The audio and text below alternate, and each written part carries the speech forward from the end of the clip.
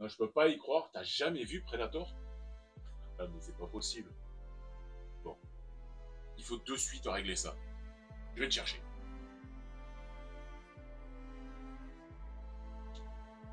Mais c'est bien ce que je pensais, vous êtes là. Bah, je m'attendais pas à vous voir tout de suite. Alors, comment vous expliquer? Alors, il y a une tripotée de films qui sont liés à mon enfance et à mon adolescence. Et justement, le film dont on va parler aujourd'hui est lié à un souvenir, mais voilà, tout simplement, qui va me ramener loin, loin, loin en arrière. En 1988 exactement. Allez, retour vers le passé. Générique.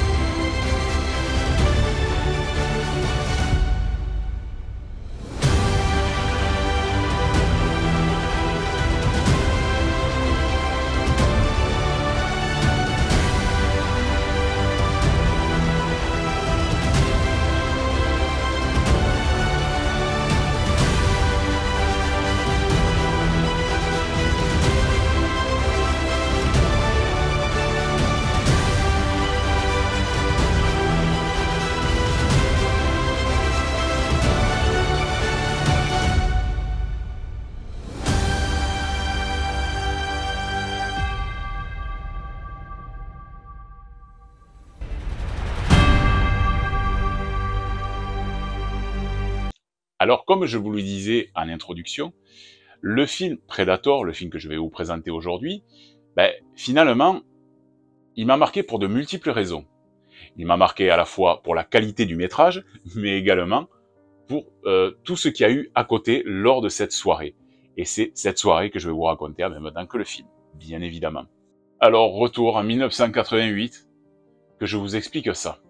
Donc c'est le samedi 14 mai 1988 exactement, que je me suis retrouvé à participer à une soirée cinéma chez un pote de l'école.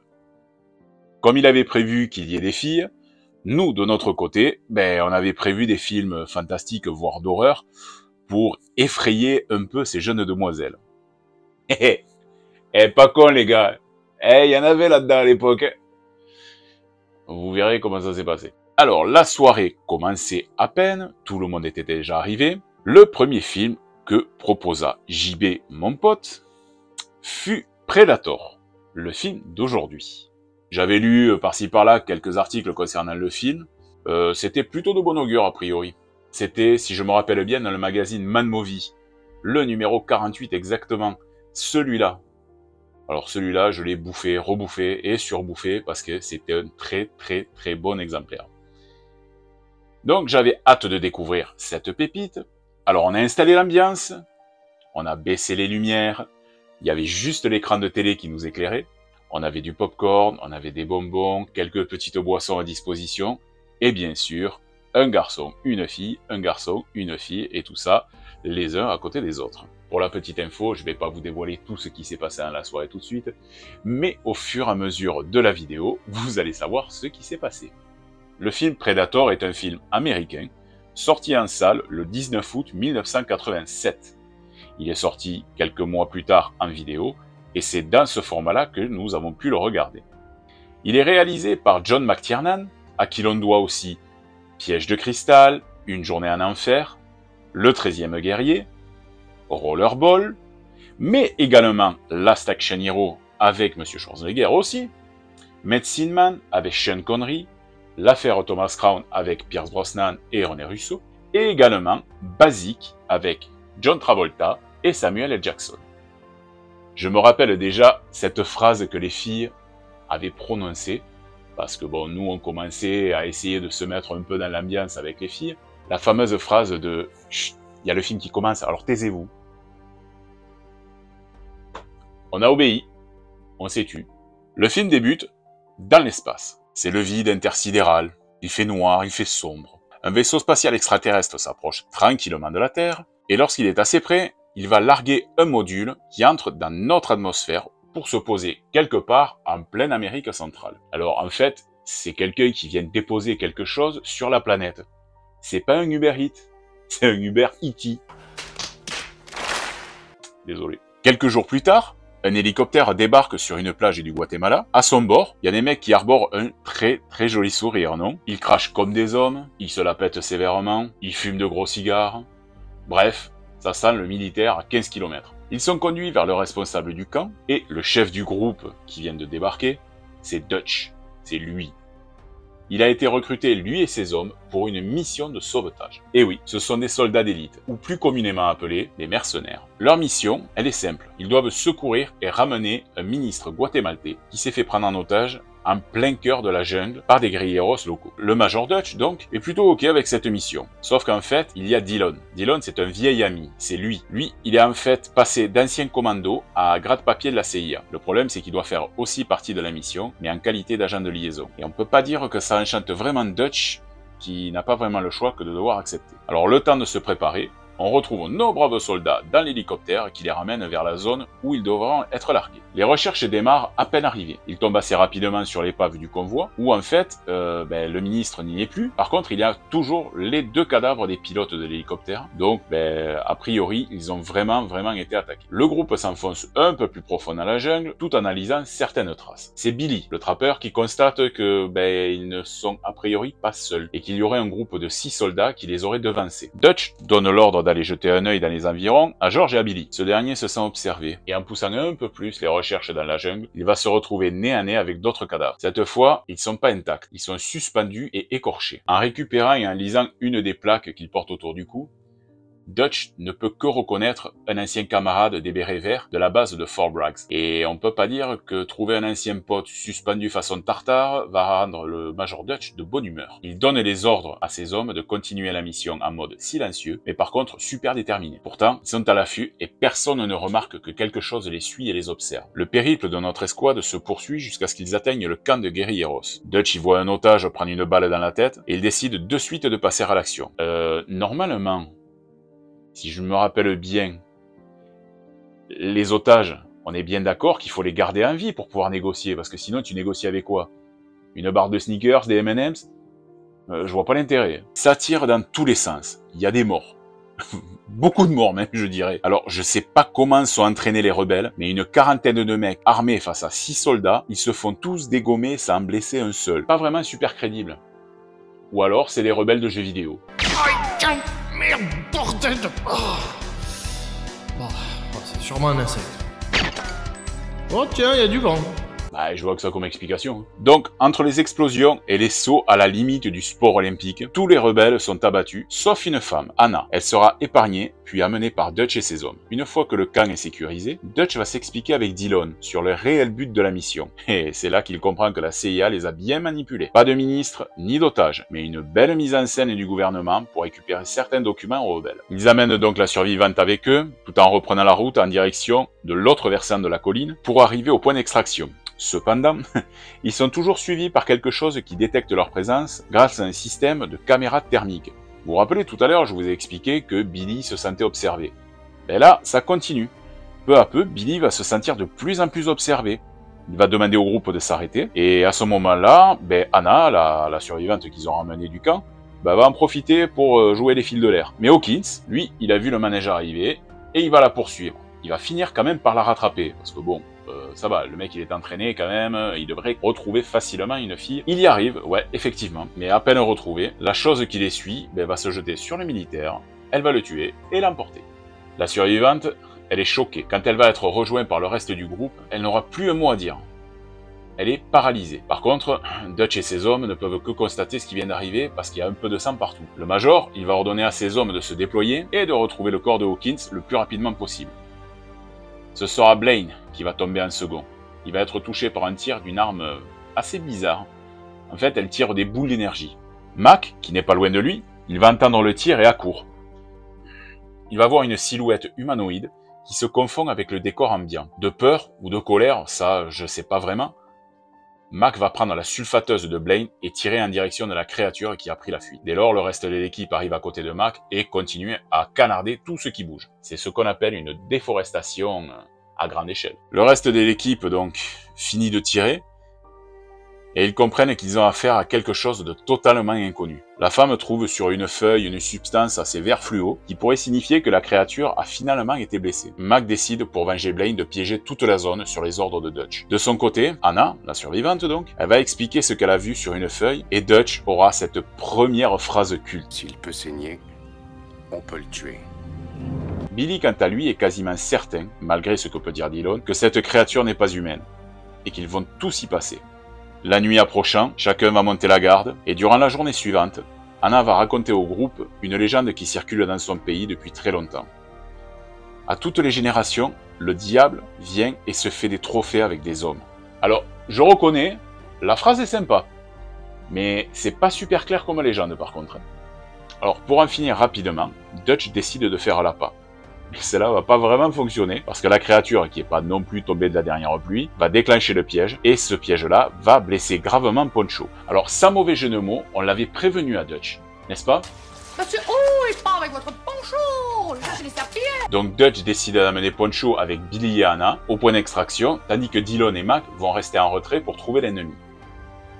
Ils seront tous les deux éliminés, l'un après l'autre, par la créature qui est, elle, vraiment loin d'être débile. Ce sera au tour de Billy de périr par la créature, puis Poncho, qui sera également abattu. Alors, la précision du tir dans la tête est juste géniale. Donc voyant qu'il ne reste plus que lui et Anna, Dutch ordonne à la femme de rejoindre en urgence l'hélicoptère, pendant que ce dernier attire la créature. Après une course aux poursuites relativement longue, le prédateur invisible tente de retrouver Dutch qui vient de sortir du lit de la rivière exténué en rampant dans la boue. Il est rattrapé par l'ennemi qui finit par désactiver son camouflage à cause de la flotte et c'est là que Dutch se rend compte que non, effectivement, il n'est pas humain. À demi caché par les racines et la végétation, la signature thermique de Dutch est masquée par la boue qui recouvre entièrement son corps. Cette boue le rend invisible aux yeux de la créature. Celle-ci, donc n'arrivant pas à le repérer, elle quitte les lieux très rapidement.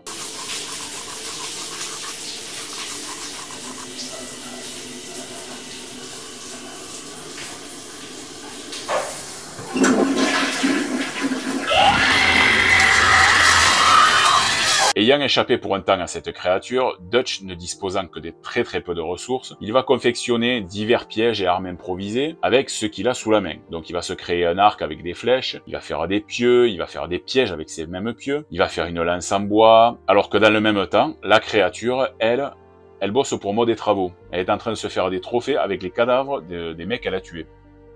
Dutch attend la nuit, et après s'être enduit le corps de boue pour se camoufler, il appelle son ennemi dans un long cri de guerre.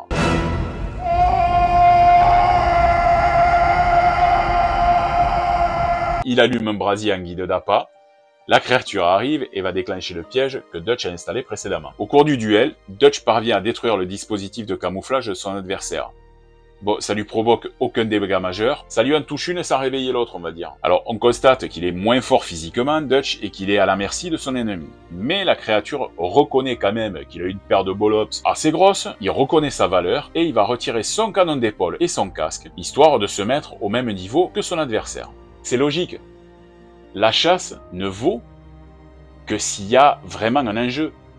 Là, techniquement, avec toutes les armes qu'il a, Dutch, il s'en fait en 4 heures, il n'y a aucun souci.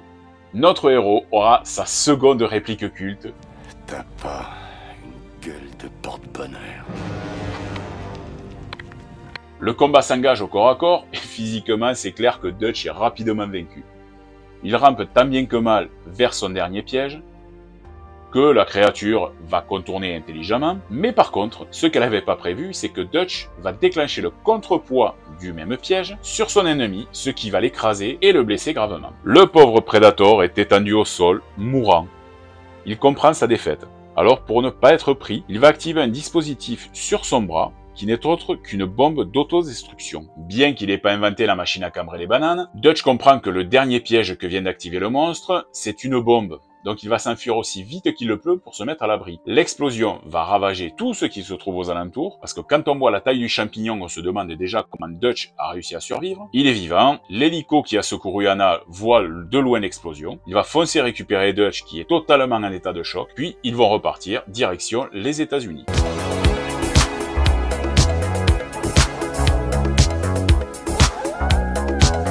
Alors le film va se terminer là, et honnêtement, j'ai pas vu le temps passer. Je finis comme Dutch en fait, en état de choc, j'étais trop bien. Alors je tourne légèrement la tête lors de cette soirée, et je m'aperçois que les deux filles qui étaient en bout de canapé, elles sont avec deux potes à moi. La fille qui était de l'autre côté du canapé est aussi avec un autre pote à moi. Et celle qui était avec moi, normalement, elle, par contre, elle s'est lamentablement endormie. Alors, techniquement, ouais, je sais ce que vous vous dites. Sirophant, t'es un blaireau. Ah oui, totalement. Mais je vous le confirme, totalement. Cependant, j'étais quand même ravi parce que j'avais vu un excellent film. Bon, ça compense moyennement, mais moi, ça m'a fait plaisir. Au casting, nous avons bien sûr le squelettique Arnold Schwarzenegger qui campe le personnage du Major Dutch. Alors, je vais pas vous faire à l'affront de vous dire qui il est, mais bon, je peux quand même vous trouver 30 secondes pour vous citer quelques films qu'il a tournés, comme par exemple la saga Conan, la saga Terminator, Les Jumeaux, True Lies, Un flic à la maternelle, Total Recall, Maggie, que celui-là, je vais vous en parler, je vous le conseille si vous ne l'avez jamais vu. Last Action Hero, bien évidemment, et beaucoup d'autres qu'on citera au fur et à mesure des vidéos qui sortiront sur la chaîne.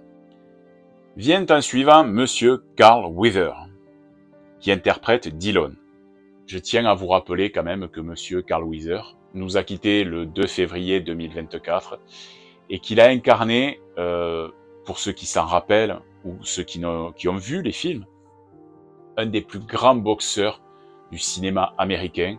En l'occurrence, non, c'était pas Rocky, mais sa némésis, c'était Apollo Creed, qui deviendra son meilleur ami au cours de la saga Rocky. Carl Weathers jouera aussi dans Action Jackson, mais également dans Hurricane Smith. Il sera aussi dans la comédie Terminal Golf Happy Gilmore avec Adam Sandler, et il conclura sa carrière par le rôle de Greef Karga dans la série The Mandalorian. Alors je ne citerai pas toutes les séries dans lesquelles il a fait des apparitions, car honnêtement la liste elle est beaucoup trop longue. Dans l'équipe de gros bras du film Predator, on trouvait aussi Sonny Landham, que j'ai pu voir avec sa tronche patibulaire, mais presque, dans des films comme Haute Sécurité, 48 heures et 48 heures de plus, dans Best of the Best numéro 2, dans Le Temple d'Or avec Chuck Norris, dans Les Guerriers de la Nuit. C'était juste un très bon acteur avec une gueule.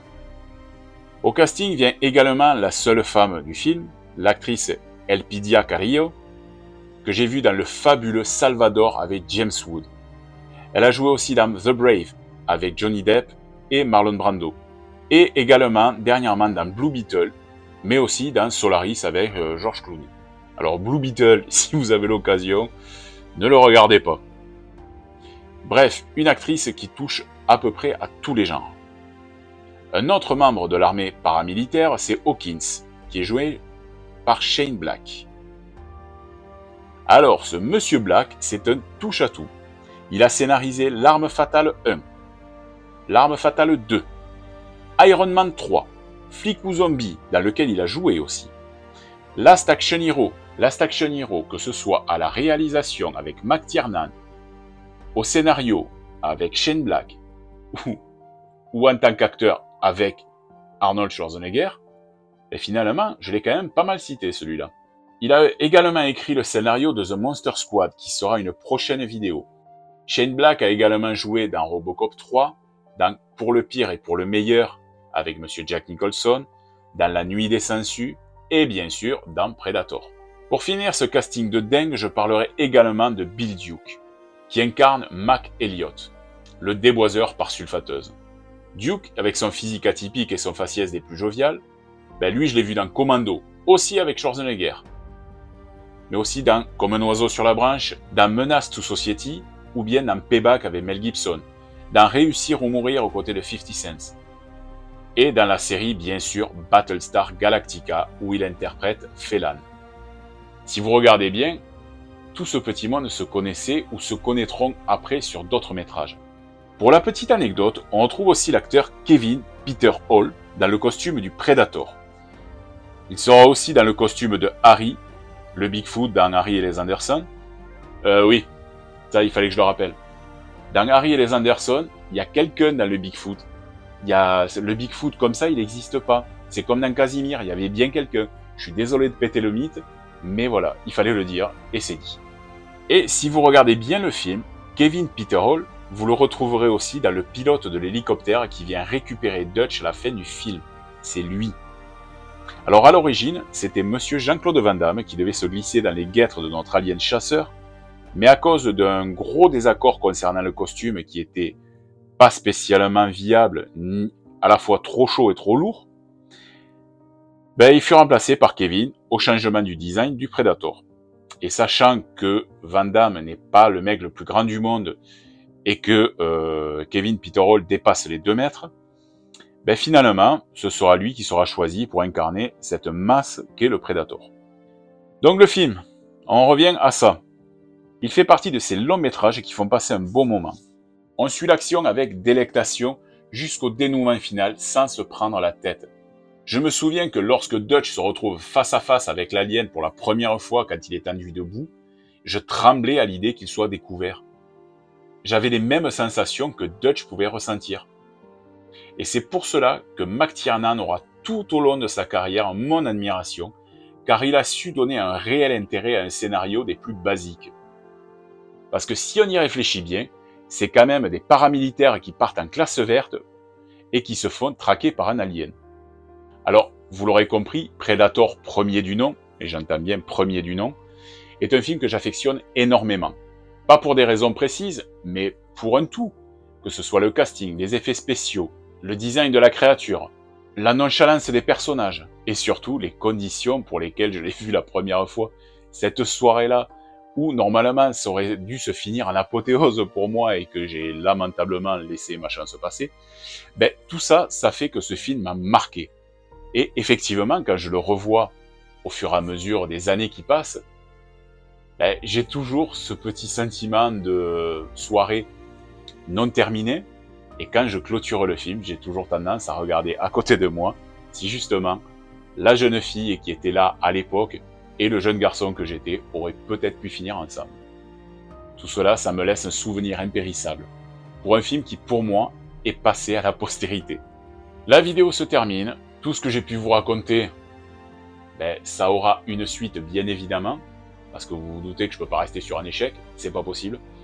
Donc je vous raconterai ce qui s'est passé une prochaine fois, bien sûr. Je vous donne rendez-vous dans 15 jours pour une prochaine vidéo, qui sera certainement... Non, je ne vous donne pas d'indice, vous verrez. Allez, à très très bientôt. N'oubliez pas de vous abonner si ça vous a plu, de mettre un petit pouce parce que ça fait toujours plaisir de voir que la chaîne évolue. Et je vous dis à très très bientôt. Et surtout, là il faut que je me dépêche d'aller voir le film avec cet abruti qui ne l'a pas vu. Donc on va voir si cette fois-ci le Predator va s'en sortir. Je pense pas. Allez, bye bye.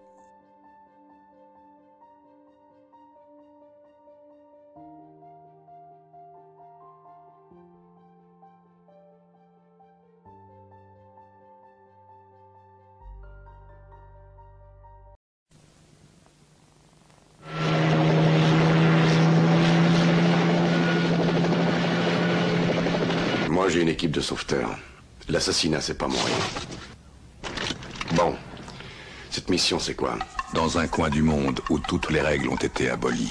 Il faut suivre les mecs à la trace, piquer les otages, rembarquer, passer la frontière pas vu pas pris et personne saura qu'on était là. On, ça veut dire qui? Au cœur de la forêt où la mort rôde à chaque instant. T'es coincé ici. T'es dans la merde, Grantin. Tous en piste, les clowns. Toc toc. Une opération de sauvetage Tu pisses plein de sang. Une goutte de sang, ça me gêne pas. est menée par un commando d'élite. C'est pas dans la poche, c'est pour ça qu'on t'a... Et soudain, Pourquoi Billy a l'air si affolé? Je sais pas ce que c'est, mais ça nous suit. Et je sais que c'est pas un homme. ils doivent affronter un ennemi indicible. Sainte Mère de Dieu. Jamais le monde n'avait été menacé par une telle créature. Elle dit que la forêt est venue et l'a emmené. Nul ne peut voir le monstre. Pas de sang, pas de mort, on n'a rien touché. Mais il capte la chaleur des corps et celle de la terreur. Cette chose qui nous tourne autour, elle a tué Hopper. Et elle veut nous avoir aussi. Il tue par plaisir Merde, il a été écaillé vivant! et chasse pour le sport. Je crois qu'il veut nous avoir un par un. On va tous y rester. Mais cette fois, il a choisi un adversaire à sa mesure. S'il peut saigner, on peut le tuer.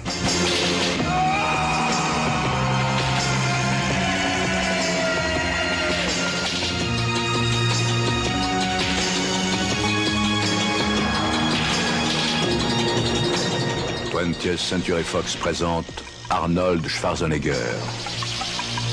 dans Predator.